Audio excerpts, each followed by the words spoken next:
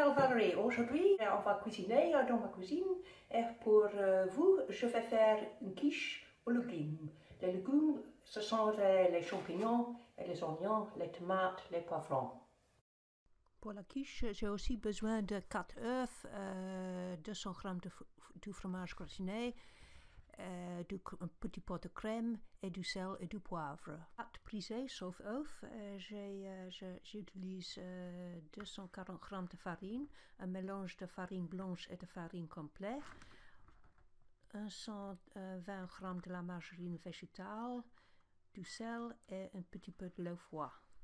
Je fais un mélange de farine blanche et de farine complète. Ça donne une pâte avec plus de texture et la pâte a de couleur brun clair.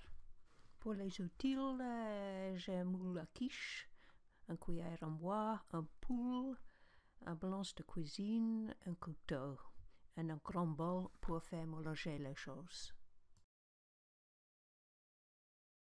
Il faut commencer.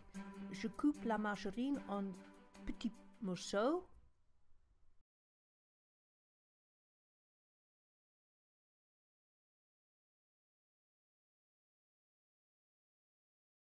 Puis je pèse les 2 sorts de farine et puis je vais le mélanger.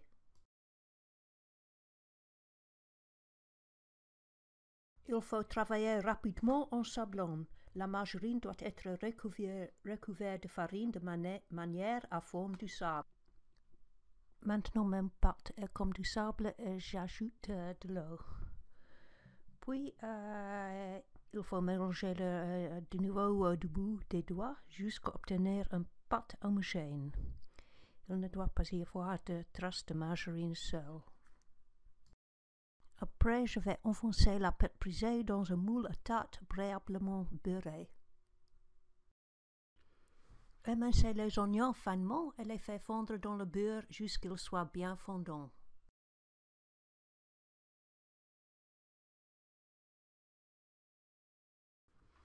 Puis on fait la même chose avec les champignons jusqu'à l'eau est sortie des champignons, mais ils ne sont pas bien cuits.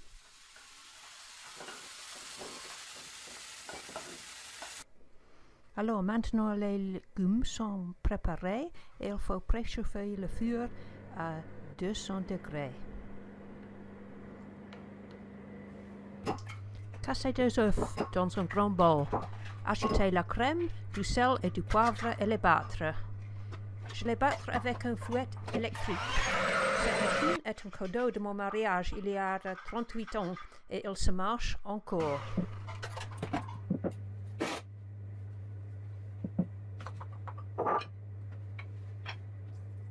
Ajoutez le fromage gratiné, les oignons, les champignons et des tomates coupées en petits morceaux et bien mélangées. Coupez les poivres et un ou 2 tomates en rondelles. Versez le mélange dans le moule à tarte et couvrir avec des rondelles de poivre et de tomates.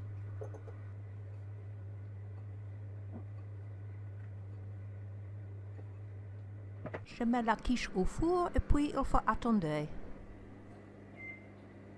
Et voilà, j'espère que c'est maintenant prêt. Et